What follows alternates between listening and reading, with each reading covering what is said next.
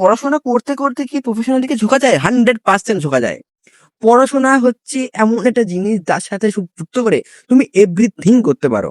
অনেকের মনে প্রশ্ন থাকে, আর দাদা আমি তো পড়াশোনা করছি, সোশ্যাল মিডিয়া সম্বন্ধে জানবো কিভাবে, সময় কোথায়? আমি আচ্ছা, তুমি যখন ফোনটা ঘাঁটো তখন সময় পাও? হুম? সময় পাও তো?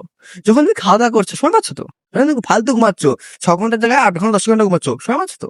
সুতরাং এই সময়গুলো যখন পাচ্ছ, তাহলে তুমি কিছু তুমি কিছু করার জন্য ওই সময়টাও পেতে পারতে।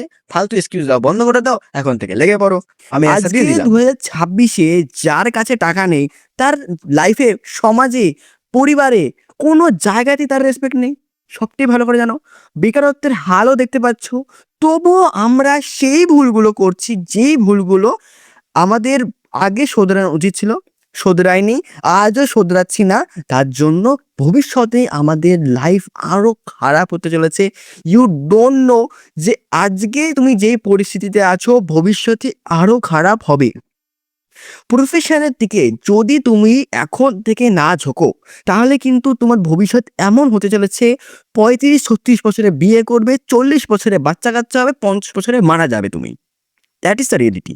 আমাদের আজকের দিনে দাঁড়িয়ে তুমি যদি গুগলে সার্চ মারো যে আমাদের মেন বা ওমেন বা আমাদের মানুষ জীবনে এখন গড় আয়ু কত? দেখবে, যদি আমি ভুল না হই, হতে পারে ৫০ থেকে ৬৫ র মধ্যে দেওয়া আছে। যদি ভুল না হই তো। দেখো, ভগবান না করুক কিছু হোক, ঠিক আছে? বাট কিছু হতে পারে। রাস্তাঘাটে বেরোচ্ছ, কিছু না কিছু হতে পারে। তো তোমাকে সমস্ত কিছুর জন্য রেডি থাকতে হবে। এবারে প্রফেশনে যতদিন না তুমি আসছো, যতদিন ইনকাম করছো না, তোমাকে কোনো আর বাড়ির বাবা তার নিজের মেয়েকে তোমার হাতে তুলে দেবে কখনো? দেবে না। আজকে তোমরা ক্লাস 10 এ পড়ো, ভাবছো অনেকটা সময় আছে, ভাবছো ক্লাস 12 এ পড়ি অনেকটা সময় আছে, এখনো কলেজ পার করবো, তারপরে গিয়ে ইনকাম করবো, অনেক সময় আছে। সত্যি কথা বলছি, যারা এখন থেকে ক্লাস 8, 9, 10, 11, 12 এবং যারা কলেজে আছে, প্রত্যেকে এখন লাইফে সবচেয়ে বেশি ইম্পোর্টেন্ট দেওয়া উচিত প্রফেশনের দিকে। প্রফেশন এইটা না যে আমি ডিগ্রি পাওয়ার পর প্রফেশনের দিকে ঝুঁকবো, না ভাই। এমনটা করলে তুমি মূর্খ।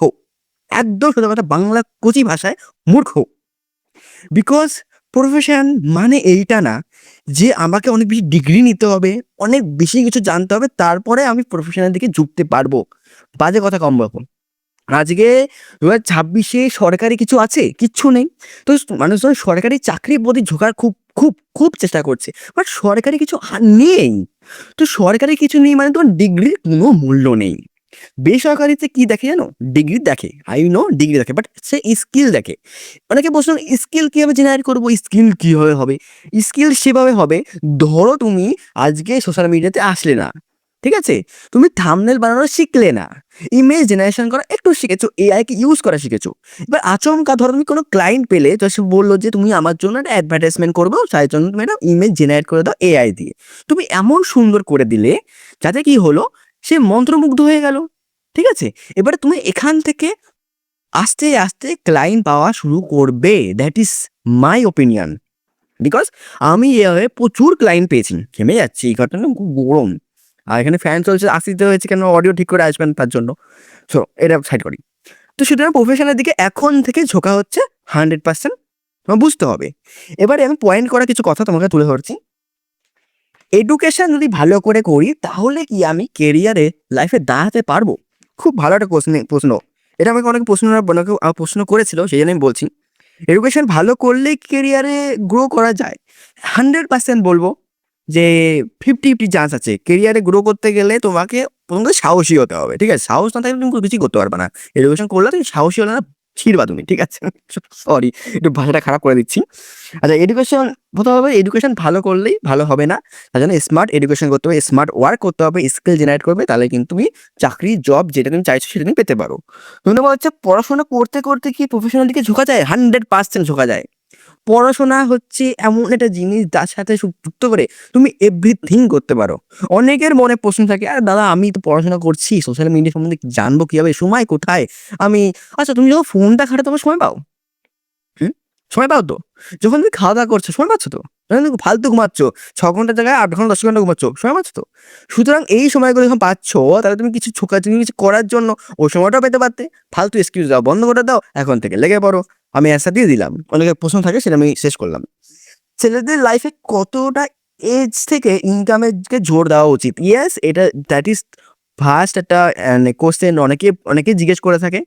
আমি বলবো ক্লাস 8 থেকে শুরু করে দেওয়া উচিত। ক্লাস 8 থেকে তুমি তোমার লাইফে ফোকাসড হয়ে যাও, কি তুমি জীবনে করবে।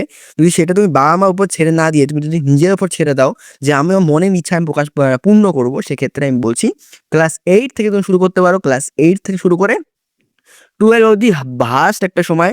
এই সময়তে পড়াশোনার পাশাপাশি তুমি কিন্তু ইনকামের দিকে জোর দিতে পারো। কিভাবে ইনকাম করতে পারো?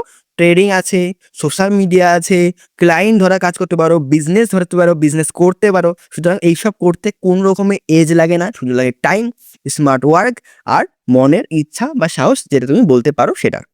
এরপরে আসে কি 2026 এডুকেশন থেকে কি ইনকাম সোর্স খোঁজাটা বেশি ইম্পর্টেন্ট? ইয়েস, 2026 আজকে 2026 হচ্ছে এপ্রিল মাস। সুতরাং এপ্রিল মাসে দাঁড়িয়ে আমি বলছি 2030 অবধি আমাদের যে পরিমাণে মানে মানি ক্রাইসিস হবে, কেননা এখন চলছে যুদ্ধ এখন ভিডিওটা যখন আসবে তখন যুদ্ধ চলছে।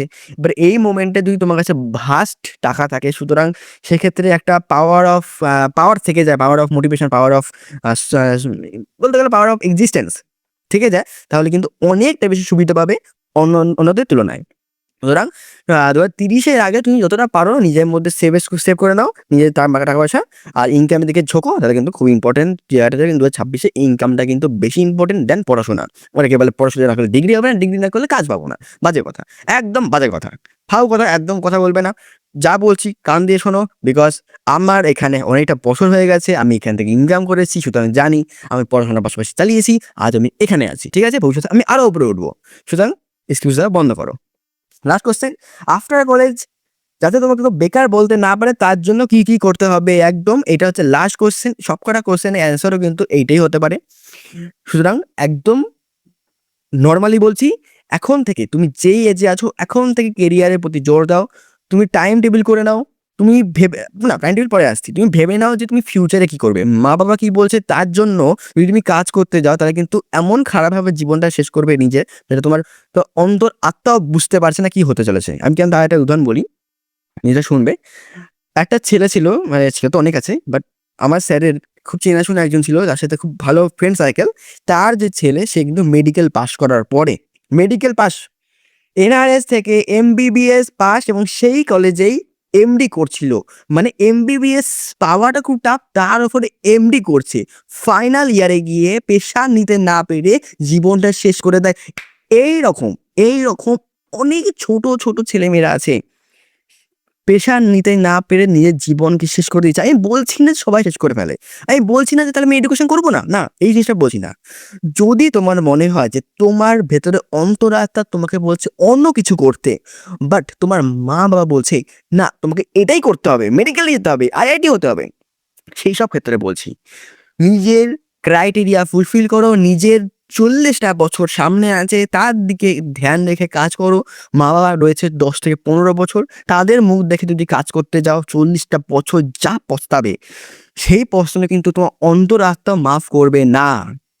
আমরা প্রত্যেকে পৃথিবীতে আসি একটা ইম্পর্টেন্ট উদ্দেশ্য নিয়ে, এবং সেই উদ্দেশ্য যখন ফুলফিল করতে পারি না, তখন আমাদের অন্তরাত্মা যা কষ্ট পায়, সেই কষ্ট কিন্তু আমাদের পরের প্রজন্ম বা পরের জীবনেও কিন্তু রয়ে যাবে, এবং সেইটা আমাদের লাইফে না, আমাদের জীবনে বলতে গেলে সবচেয়ে একটা খারাপ মুভমেন্ট হয়ে দাঁড়াবে। সুতরাং সুতরাং আমি বলতে চাইছি, যারা কষ্ট করতে পারবে, যাদের সাহস আছে, যাদের কেরিয়ারে অন্য কোনো ভাবনা আছে মা বাবার ভাবনা ছাড়া, তাদেরকে বলছি এখন থেকে লেগে পড়ো। মা বাবা কি ভাবলো বয়ে গেল, সারা জীবন তোমার সাথে পাশে থাকবে না, সারা জীবন তুমি মা বাবার কাছে হাত পাততে পারবে না। সুতরাং এখন থেকে যদি ইনকাম করতে না পারো, তাহলে কিন্তু অনেকটা পিছনে পড়ে থাকবে, তোমাকে সবাই বেকার বলে খ্যাত করবে, সেটার থেকে মরে যাওয়া অন্তত ভালো হবে বলে আমার মনে হয়। ঠিক আছে, আর যারা কোটায় পড়তে গেছো তাদেরকে বলছি, পড়াশোনাটা যখন করতেই গেছো পড়াশোনা ঠিক করে করো। মা বাবার নাম উজ্জ্বল না করতেও তোমার না করলেও কোনো সমস্যা নেই, বাট তোমার নিজের লাইফটা যদি ভালো করতে হয়, পড়াশোনা ঠিক করে করার জন্য গেছো, অনেক টাকা ইনভেস্ট করে গেছো, কষ্ট করছো, সুতরাং লাইফে অনেকটা আগাবে, এমন একটা মোটিভেশন নিয়ে আগাও।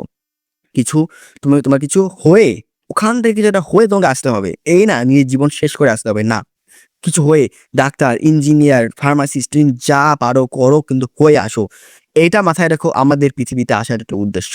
একটা উদ্দেশ্য আছে এবং সেই উদ্দেশ্যকে ফুলফিল করার জন্যই আমাদের জন্ম। চলো দেখা হচ্ছে তোমার সাথে পরের দিন এমন কিছু টপিক নিয়ে। আশা করি তোমরা সমস্ত কিছু বুঝে গেছো এবং মোটিভেশন পেয়ে গেছো কাজ করার। দেখা হচ্ছে পরের দিন এবং কিছু টপিক নিয়ে। ততদিন কাজ করো। বন্দে মাতরম।